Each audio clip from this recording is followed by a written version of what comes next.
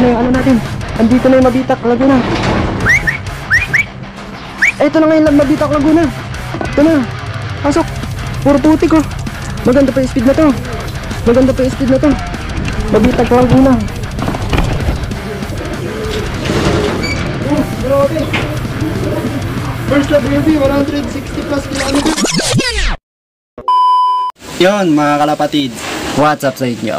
So for today's video, ipapakita ko sa inyo yung first lap derby ng anak ni Bruno mga kalapatid. In-entry nga natin yung anak ni Bruno mga kalapatids dahil siya yung alam namin na handa na sa karera, sa derby.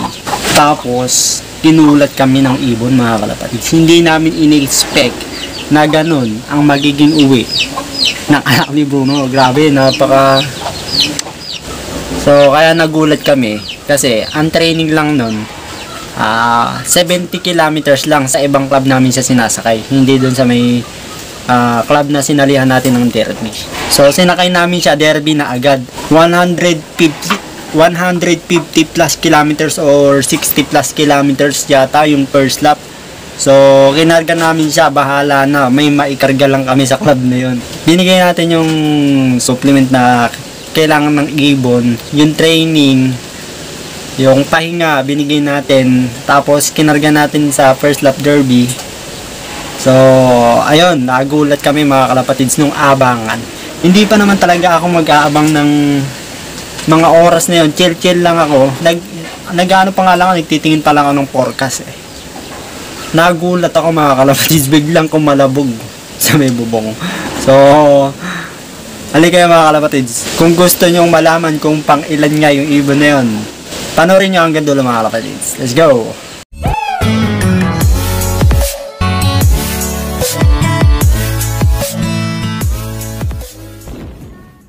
Yung what's up sa inyo mga kalapatids, magandang araw sa atin lahat.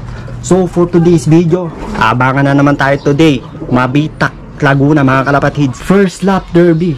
Yan, nagsali tayo ng isa, yung asawa nga na to, yung checkered, anak ni Bruno mga kalapatids. So ayan, nirelease na yung ibon, kaya mag-abang-abang na tayo mga kalapatids. So yung mga kalapatids, Calamba Laguna nga pinawalin yung ating ibon. At ang air distance natin doon 165. Grabe ang layo. Makauwi pa kaya yun. Meron kasi tayo isang entry eh. So nirelease ng 6:04. Maaga pala nirelease, kaya pala maaga datingan. So ito yung estimated speed ng ating ibon, yung datingan. So dito natin malalaman kung anong oras pwede mag-abang. So ito, mag-abang kami ng 8:11. Time check 8:25 na pala. Ay, wala pa tayong ibon. Anyari. So abangan na pala mga kalapatids. Good luck sa atin. ERPC, meron tayo isang entry. Sana mag-clock kahit 700. Andito na yung ano natin. Andito na yung Mabitak Laguna. Ito na nga yung Mabitak Laguna. Ito na. Pasok. Puro putik oh. Maganda pa yung speed na to. Maganda pa yung speed na to. Mabitak Laguna. Oh, grabe. First lap review, 160 plus kilometers oh. Woo! Ito yung asahan mo. Maaga siya. Nice. Oh, alak ni Bruno.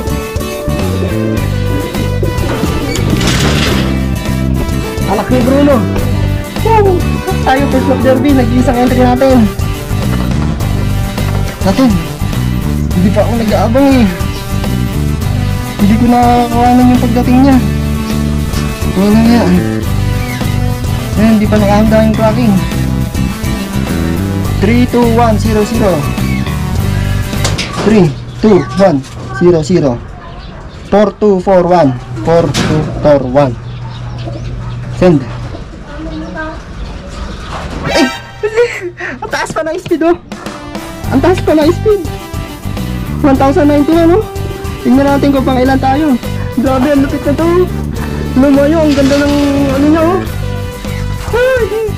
Nice boy! Anak pa ni Bruno, 1,091 ang speed, pero tumukod na siya guys oh. Kung hindi siguro tumukod to, maganda-ganda yung naging speed. tingnan natin kung pang ilan siya.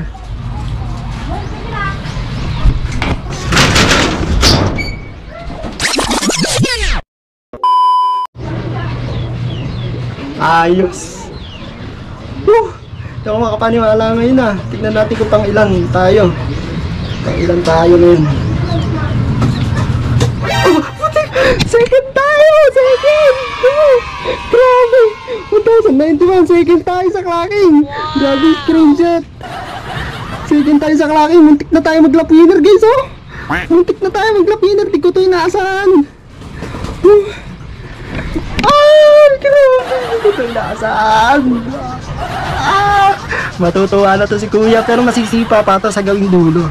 Pero grabe, ang ganda na pinakita ng anak ni Bruno. Pumalo.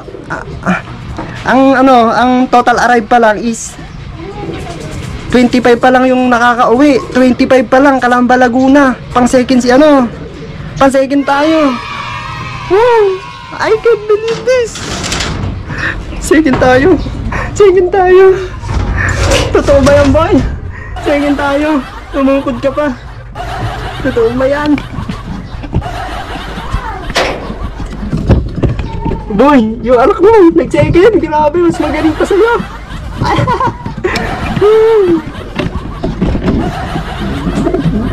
Oh, grabe guys. I can't believe this. Second. Pero masisipa pa to, pero grabe, I can't believe this. Woo! Anak ni Bruno to. Ang lupit. Training to, wala to sa training. Wala to. Ako nang sasabi, napakapangit ng ginawa na to sa training. Ngayon, derby. Ayan o. Ayan o. Nag-second po siya ngayon. Balitaan ko kayo mamaya mga kalapatids. Pero tumukod siya. Balitaan ko kayo kung pang ilan tayo mamaya. Kasi di pa natin sure na second talaga tayo. Kasi marami pang dulo, marami pang magkaklak. So, ayan. Grabe, isa lang. Ayan, kompleto na tayo kasi isa lang yan. So, yun na nga mga kalapatids. Ang final result ng first lap derby namin is nasipa tayo sa pang-5 mga kalapatids. Pero not bad na yun kasi sa dami ng entry, pang-5 tayo sa ranking.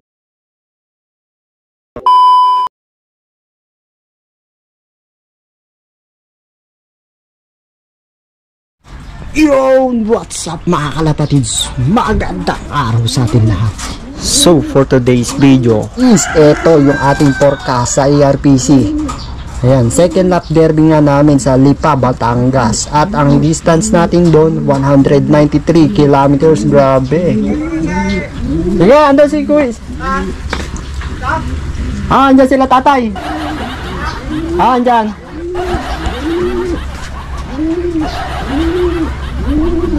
Grabe mga kalapatids. 193. So, nung first lap natin, 160 plus lang. So, grabe, laki na nilayo.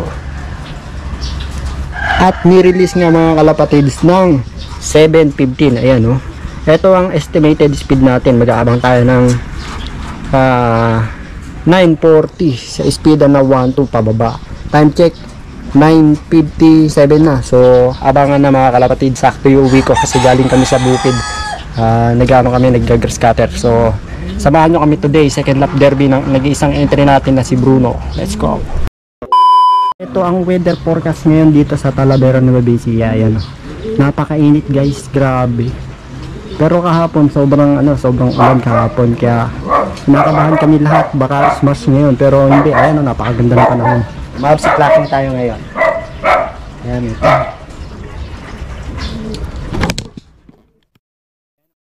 Ngayon mabsi. So dito yung sticker. I-send lang natin dito yung sticker. Sana meron tayong i-clack ngayon kasi maganda yung standing ng anak ni Bruno na yun. Pang number 5 siya nung nakaraan. So malaki pressure sa atin yun kasi naka-bearing. Sana huwag tayo biguin ng ating ibon. So good luck. Mag-abang ka ba? Oo ah. Mamaya pa na i-TV. Dito ka. Mag-abang natin dito to. Anong oras? Alas 11 sa Taguro eh. Oo, 1-1. Ay, 1. 1-2, pababa. Si May Tome Loop. Ang loopman ni Kuis Alvin.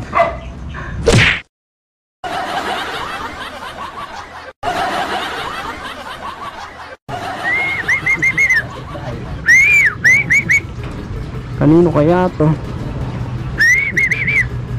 Panggulo ah. Anong oras na? 10:26 na mga kalapatids. At wala pa nga rin nagka-clock kahit isa. Kung tama ang kutub ko, sigurado ismasan sa dinaanan na naman. Kasi dapat ngayon sa oras na to meron ng clock sa bungad. Meron ng isang nag-clock. Sana masabay na ibon natin doon. Grabe, talagang pahirapan nga yung ibon ngayon. Second lap derby pa lang, ubusan na ata. Time check, 10:38. Wala pa yung ibon natin, wait. Kinakabahan na ako Hindi ko alam kung meron pa tayong inaabangan. Wala pa yung anak ni Bruno. Grabe, anong oras na? Napakainit na. Anong oras na ba? 10:56 na, wala pa. Swerte ng nag-clock yung nag-iisa. So, yun nga, kinargangan namin siya ng second lap derby ng Masaya. Eh, syempre, top 5 mga kalapatids, nakaka-proud talaga yun. E de, naikarga na namin, naabangan na, linggo, Sunday release. Medyo na-late yung release kasi medyo masama yung panahon. Sa madalit sabi, hindi nga siya nakauwi mga kalapatids. Pero, hindi lang tayo ang nawalan. Marami, kaya congrats sa mga nagpa-clock, ganun talaga ang karera. Hindi palagi panalo. So kasama talaga yon mga ganun pangyayari. Yung kahit mataas yung expectation mo sa ibon, eh hindi natin alam yung disgrasya sa tadaanan nila. Kaya ayun mga kalapatids, sa madalit sabi, gulong tayo. Hanggang ngayon mga kalapatids, hindi pa rin umuwi yung anak ni Bruno. Pero ganun pa man mga kalapatids, sana makauwi pa rin siya. Dahil napasaya niya tayo, napakasarap sa pakiramdam. First lap derby, muntik na siyang mag-lap winner mga kalapatids. Pero siguro, mali kami ng pairing sa kanya kasi isa, ang alam namin sa lahi ni Bruno, magagaling sa smashan. Pero yung pinair namin sa kanya, siguro, hindi nagtugma. Mahina sa smash, pero sa mainit, magagaling sila. Magaling yung ibon na yun. So, sa breeding siguro ako nagkamali. So yun mga kalapatids, balitaan ko na lang kayo kung makakauwi pa yung ibon na yun. Sana makauwi pa. Sana nahuli siya ng mabuting tao. Sana ingatan siya. Paganakin siya, sana ipanalo rin siya sana. Sana makawala. So yun, salamat sa panonood mga kalapatids. Salamat sa suporta at walang sawang panonood sa ating YouTube channel. Sana huwag kayong magbago, hindi rin kami magbabago. Abangan nyo yung aming mga parapol, mga quality. So, sa December na siguro kasi meron na tayong, may pipisaan na yung mga itlog dyan sa baba, sa breeding natin. So, magpapabili tayo ng ibon, magpaparapol na lang tayo para huwag na kayo mag-PM ng pahingi. Baka naman kasi unfair sa iba mga kalapatids eh. So, hintayin na lang natin yung raffle. Kung sino yung maswerteng mananalo, siya na lang. So, ayan. Maraming salamat sa panonood. Happy flying mga kalapatids. Keep calm and race.